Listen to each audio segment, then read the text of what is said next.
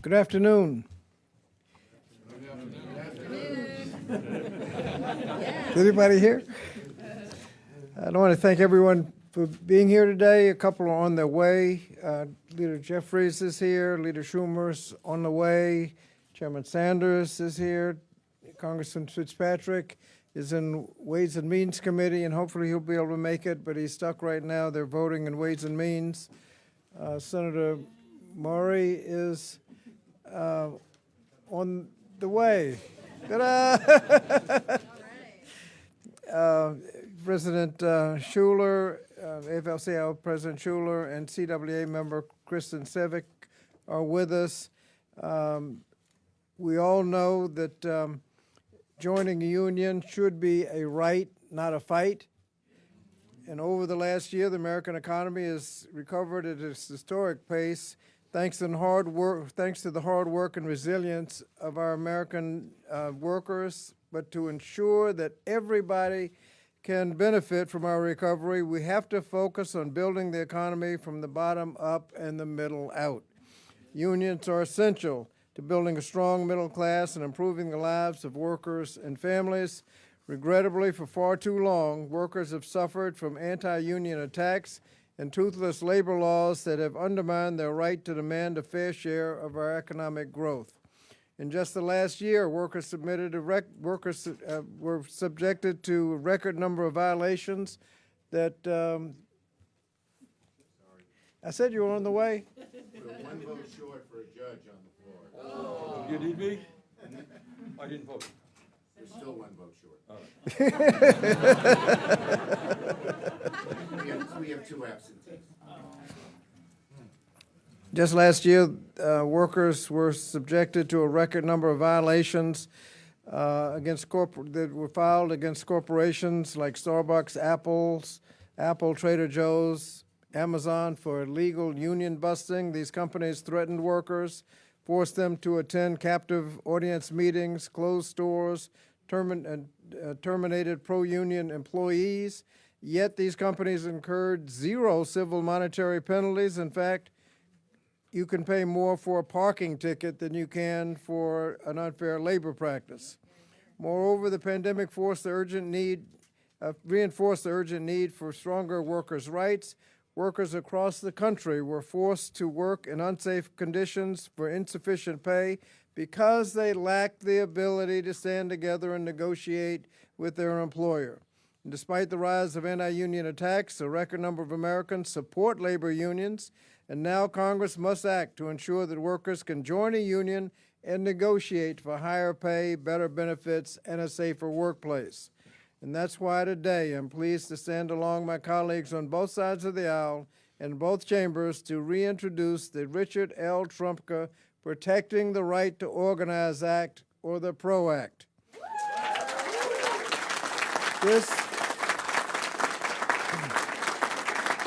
This legislation is named for one of our greatest labor leaders who devoted his career to protecting the right to join a union. Appropriately, the bill is the most significant upgrade in U.S. labor law in more than 80 years. The PRO Act holds unscrupulous employers accountable by establishing meaningful penalties for employers who commit unfair labor practices. It secures free, fair, and safe union elections by preventing employer intervention, and it cracks down on corporations, including those in the gig economy, that misclassify employees to stymie the right to organize. Many of you here today were also with me when I introduced the legislation for the first time several Congresses ago. Since then, the House has passed it twice with support from Democrats and Republicans, and we cannot afford to neglect this key priority while workers have their rights violated and employers go unpunished. It's time for Congress to finally pass the PRO Act and create an economy where everyone can succeed. So I urge my House and Senate colleagues on both sides of the aisle to join with all of us in supporting this critical legislation for workers, families, and our economy. And now it's my pleasure to turn the mic over to our Senate champion for workers, Chair of the Senate Helps Committee, Senator Bernie Sanders.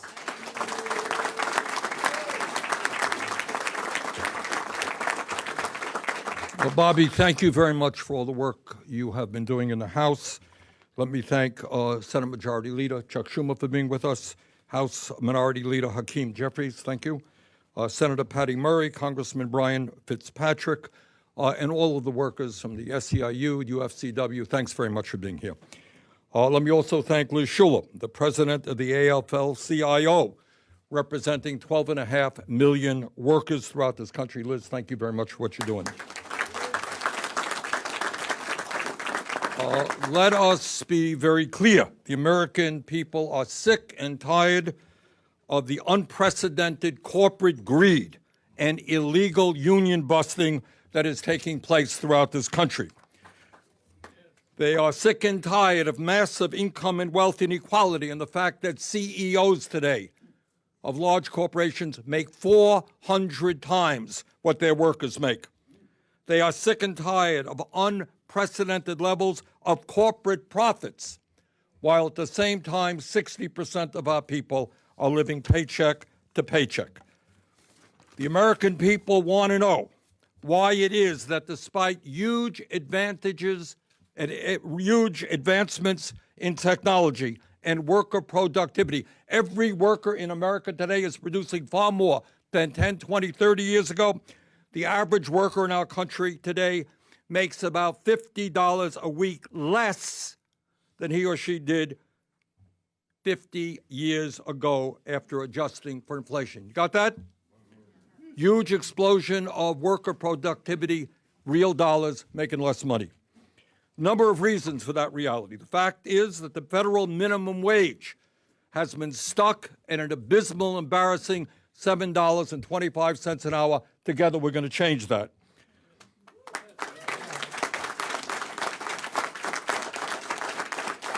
The fact that corporate America has shipped millions of good-paying jobs to countries all over the world where they're exploiting poor people. We need a trade policy that works for all, not just the few.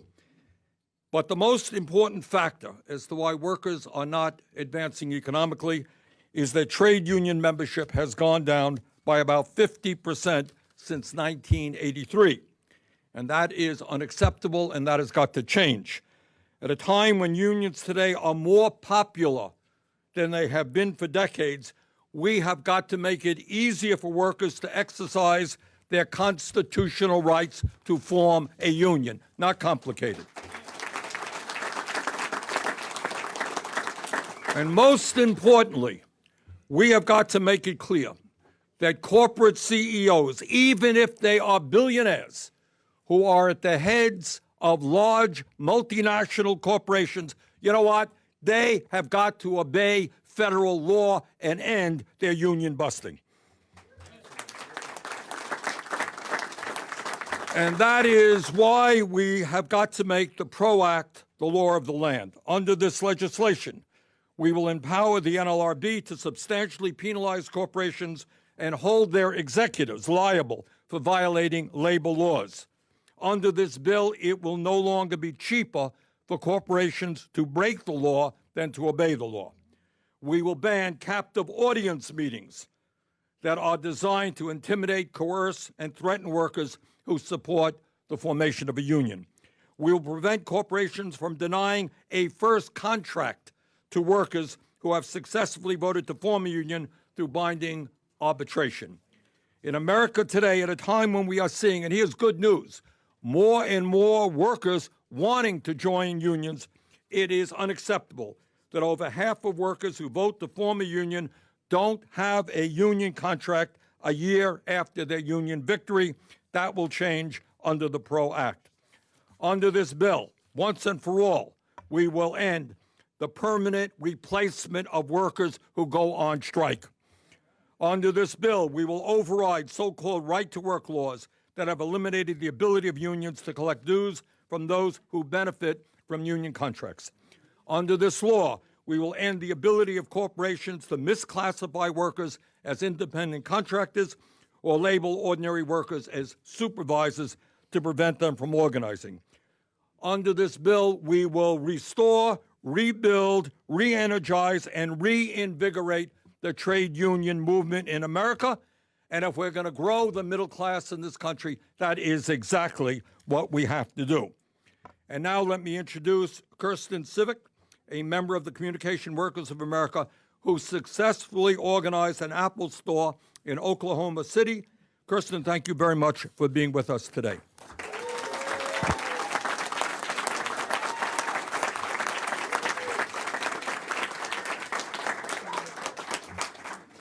Good afternoon. My name is Kirsten Civic. I'm a technical specialist at the Apple Store in Penn Square, Oklahoma City, where I've worked for almost 5 years. I love my job and what I do. Sometimes it's as easy as turning off the Do Not Disturb feature, but other times it's more complex and technical. I feel proud to repair a device that connects people and makes their lives better by getting back to what they love doing. I never saw myself becoming part of an organizing effort at Apple. I thought unions were for blue-collar workers, not workers in the tech industry. But my years at Apple have shown me that all workers, no matter what sector, face injustice in the workplace and deserve a union to make their working conditions better. My colleagues and I faced a number of challenges in our workplace, ranging from low pay, inconsistent schedules, job mobility, fair compensation for bilingual workers, and so much more. We tried to address our concerns with management, but we were always dismissed. We were told that they would look into their issue, but more often than not, there was never any follow-up. For example, our workplace has been flooded with raw sewage multiple times. Sewage dripped on devices, destroying thousands of dollars worth of products. Even worse, ceiling tiles soaked with sewage fell on top of employees, and we had to send them to the hospital. We were responsible for cleaning up the messes without any hazard gear or consideration for our well-being. It was disgusting and demeaning, and it took years for Apple to address. My colleagues and I are the face of Apple. We are the people the customer sees when they walk into the store. We decided to form a union because we deserve dignity and respect in the workplace. Once we went public with our organizing campaign, it was one of the worst, most stressful times of my Apple career. They countered our efforts by launching an aggressive anti-union campaign. We faced countless captive audience meetings, and they even brought in managers from outside to operate our store. Our management was too busy disparaging the union and trying to turn us against one another that they did not have time to run the store. At one point, we had 14 managers in our store, which allowed management more time to berate us in groups and individually about how bad the union was. Some of my coworkers would be so upset that they would cry after those meetings. It was hard to describe how terrible of a time it was there. These anti-union tactics are happening at Apple stores organizing across the country. A recently filed unfair labor practice charge alleges that stores in Des Moines and New York City, Apple held captive audience meetings where they issued threats to workers if they unionized. Apple legally suggested that workers could lose their ability to have one-on-one conversations with their manager if employees unionize. Weak labor laws allow companies like Apple to conduct union-busting tactics in the hope of scaring workers from organizing. The PRO Act would put the power back in the hands of workers to make our own decisions about forming a union without the risk of losing our jobs. The bill imposes real penalties for breaking the law because right now it seems like companies can get away with pretty much anything with little to no consequences. It also bans the mandatory anti-union meetings that we face. I'm proud to stand up here in support of the PRO Act with labor champions like Chairman Sanders, Leader Schumer, Ranking Member Scott, Leader Jeffries, and Representative Fitzpatrick. As Tim Cook once said, at Apple, we do the right thing even when it's not easy. The right thing to do is for companies like Apple to allow their workers to organize free from intimidation and to support legislation like the PRO Act. We must pass the PRO Act to allow workers a fair shot at organizing because everyone across the country and any sector deserves a voice on the job. Thank you.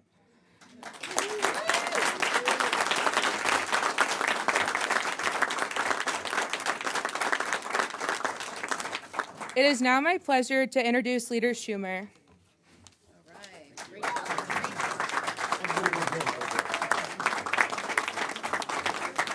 Well, thank you, Kirsten Civic, and we're almost related because my mother-in-law was a union leader in CWA in Brooklyn, New York, 1108. 1108.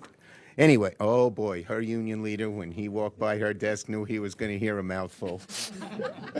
Anyway, it's great to be here. I want to thank everyone for being here. I want to just say a word. This is named for Rich Trumka. Every one of us in this room knows that he is looking down smiling, but not just smiling, importuning us on to get this done. That was Rich Trumka. Thank you. I want to thank my great colleagues, Bernie Sanders, who just had to go vote. Patty Murray was the leader of our Help Committee and now is moved up even. She's leader of our Appropriations Committee and a great union leader. And my great partner in the House, fellow Brooklynite, just already a wonderful, wonderful leader, Hakeem Jeffries. And we have another New Yorker in the room. He's not quite from Brooklyn, a little bit north, but he's pretty good, okay, Jamal Bowman as well. Okay, so first I want to thank you, Kirsten, for the great work you've done organizing an Apple store and in Oklahoma. It's easier to organize an Apple store in Brooklyn than in Oklahoma. So I know how hard that is. But it's hardworking people like you who remind us of the importance of protecting that right to organize. You are emblematic of the inspirational union organizing energy that is happening across the country. We are looking at so many new industries that people thought unions couldn't go near and organizing them. And in that regard, the best is yet to come. We're going to be organizing everywhere. So we're here today to introduce legislation, of course, that will make all of that a lot easier. It will provide a vote to hardworking Americans like Kirsten that will empower them as they bargain for better wages, benefits, and safer working conditions. And as Bill and some of the old-timers know, I've been very involved in this. I was the original author of something called Card Check. Oh, yeah. That was right before Pro. And my mentor came over to me and said, Chuck, it's a very important bill. Do you mind if I carry it? I said, of course, Senator Kennedy, you should carry it. And he did. But I've been involved in this for a very, very long time. And we're here today to stand with the working people of America as they fight for the right to have a voice in how they're paid, how their work environments are structured from sick days to flex time. Kirsten and millions of working Americans deserve a better quality of life for them and their families. They deserve the chance to enjoy a fair share of the extraordinary productivity and wealth they generate, as Bernie pointed out. Productivity is way up. Wages have not caught up. And the number one reason? Because the bosses have figured out ways to avoid unions, and we have to change that. It was unions that created the middle class. And you want to know the best way to build the middle class and strengthen it? Strengthen unions. That's what history shows.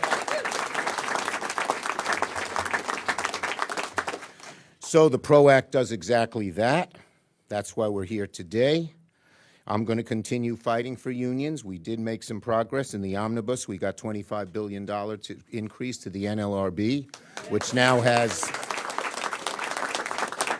a good pro-union majority. It's driving those bosses crazy, and that's good because it's not just driving them crazy, that we're getting things done there, and that's why it's so important, and that's why a Senate majority is so important.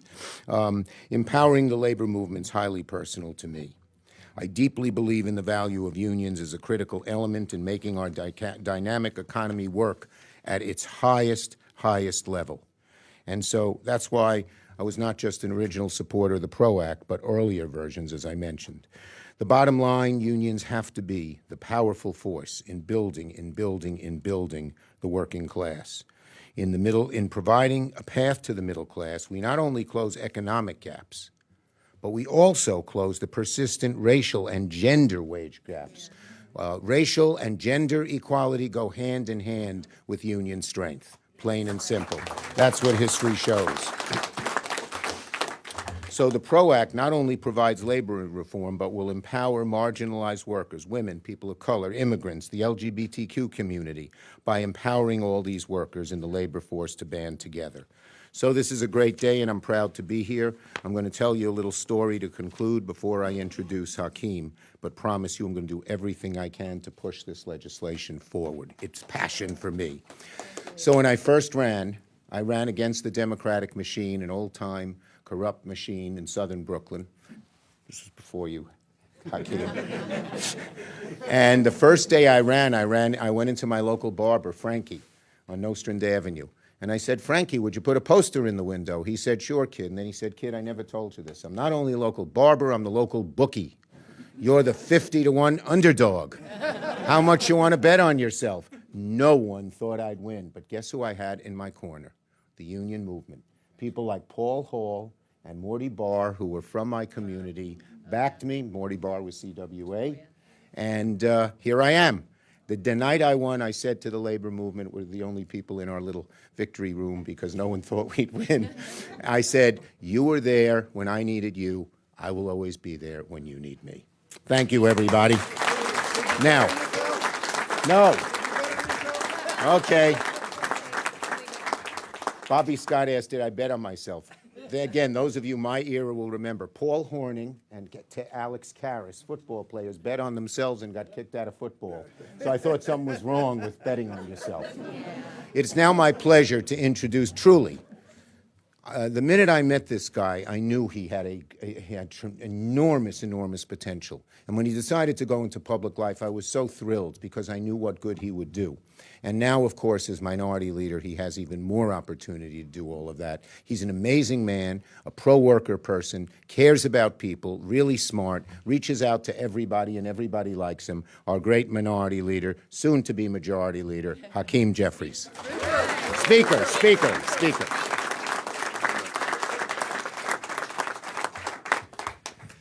Good afternoon, brothers and sisters. Good afternoon. What an honor and a privilege to be here. Thank you, Leader Schumer, for your tremendous leadership and efforts on behalf of working families and organized labor all across the country. To all of my colleagues in government, certainly thank Chairman Bobby Scott, speaking that back into existence.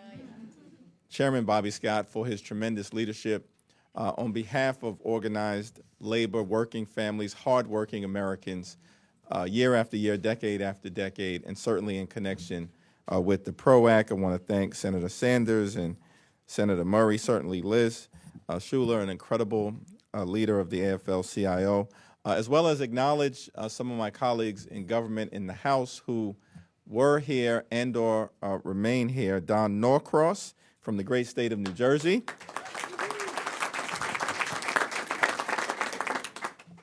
As well as Johanna Hayes from the great state of Connecticut. I'm trying to go in seniority order, y'all. I want to get myself in trouble this early into the job.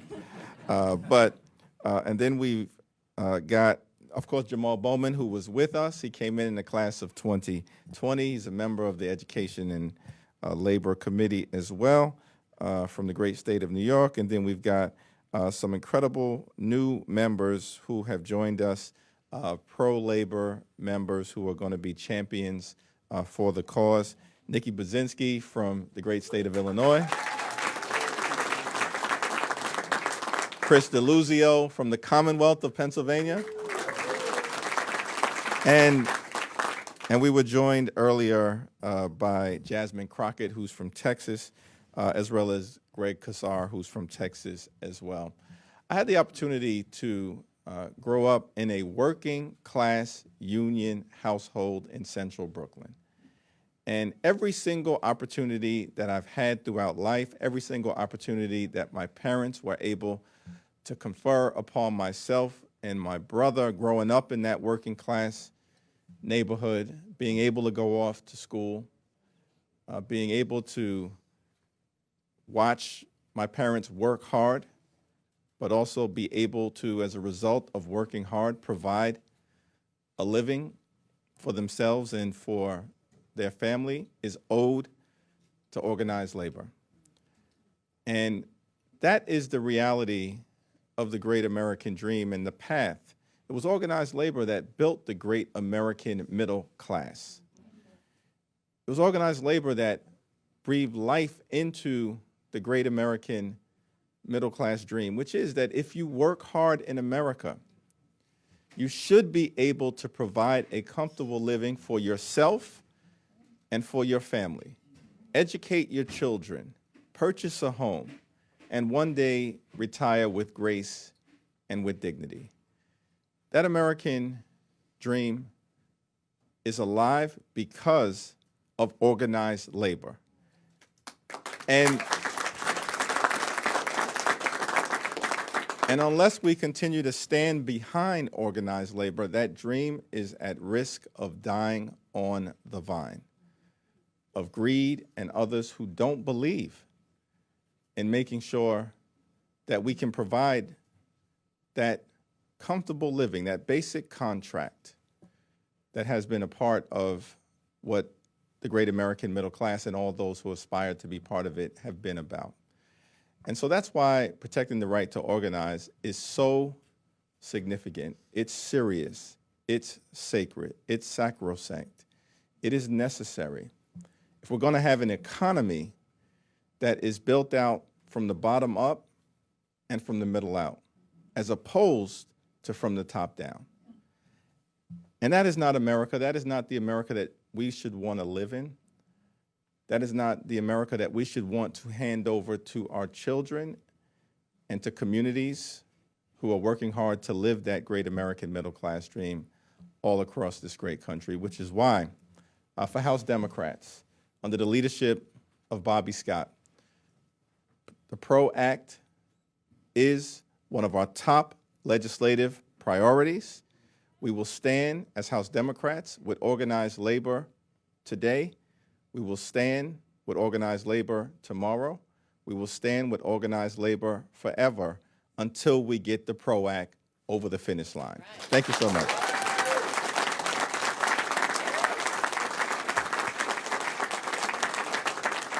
And now it is my great honor to yield to another highly distinguished champion of organized labor, Senator Patty Murray. All right.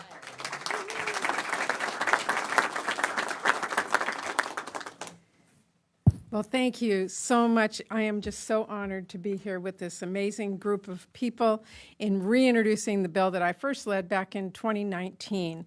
And you know, the idea behind this bill is so simple, and the need is really obvious.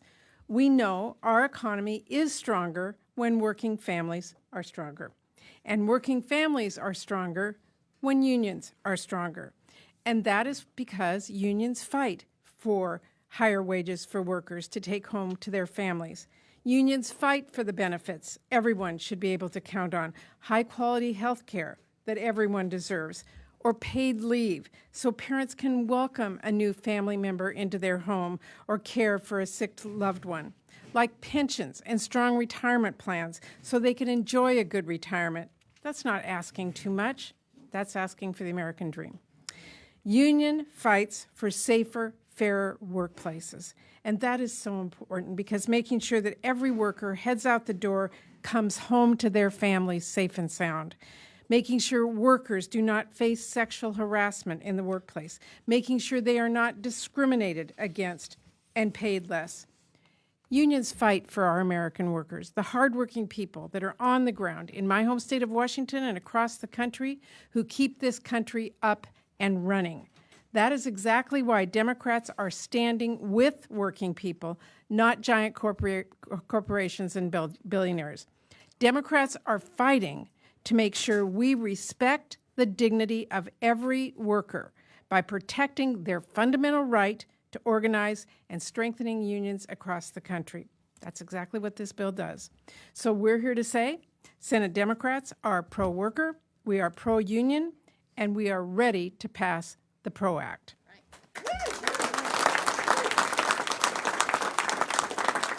And it is so fitting to me that the bill that we introduced this year is named in honor of Richard Trumka. He was a champion for American workers. He deserves to get this bill across the line with us. So thank you very much to all of you. Thank you for being here. Liz, turning it over to you.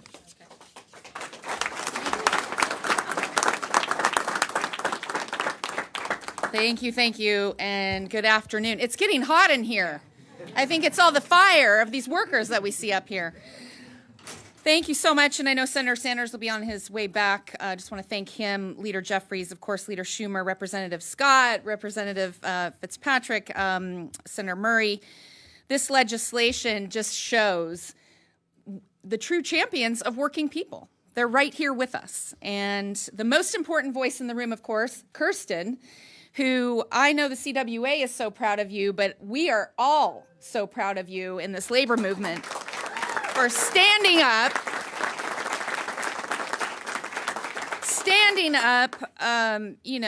taking a risk, doing something that just is a true act of courage, and it should not be a true act of courage, but it is to stand up and really fight for your rights. We have your back.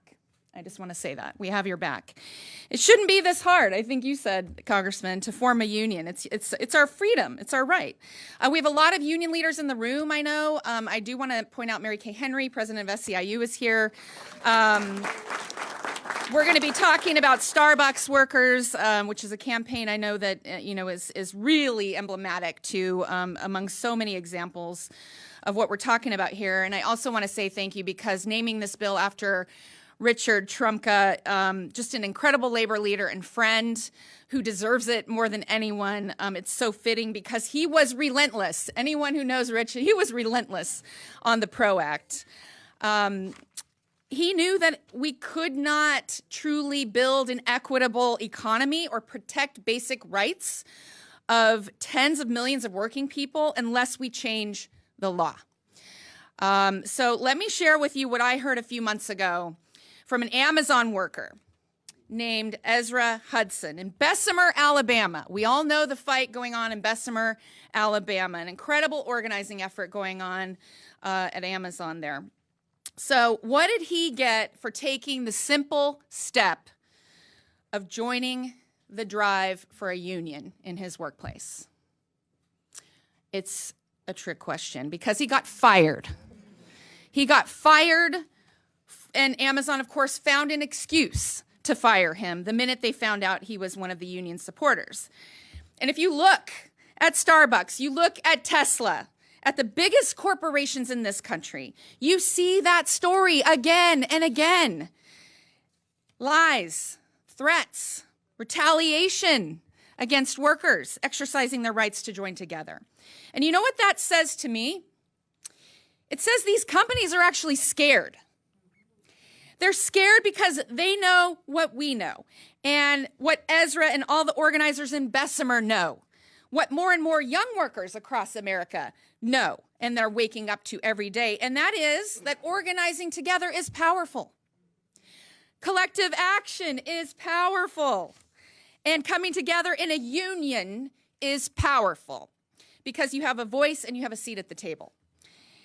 And something else Ezra said about Amazon after he was fired, he said, they didn't think that I would fight back. They thought I would just walk away. Well, that's what every CEO and corporation doesn't get. We don't walk away. We fight back every time.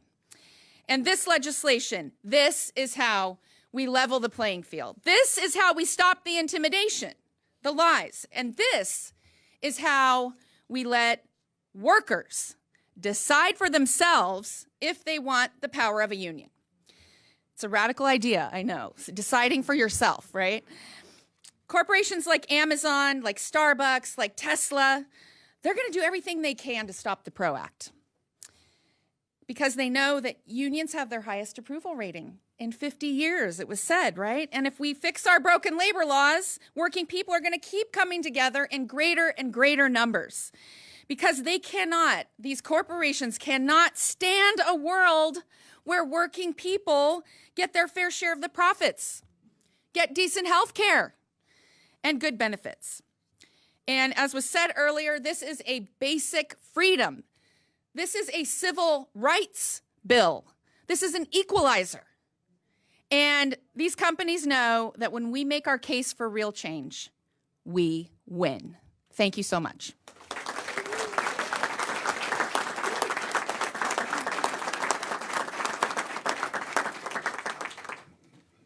So there you have it. We want to thank everyone for coming, especially our union friends behind us, and particularly those from Local 8888 steel workers. Brother Spivey. So thank you very much. Talk to your legislators. We need to get this thing passed. We've got over 200 original co-sponsors already. Thank you.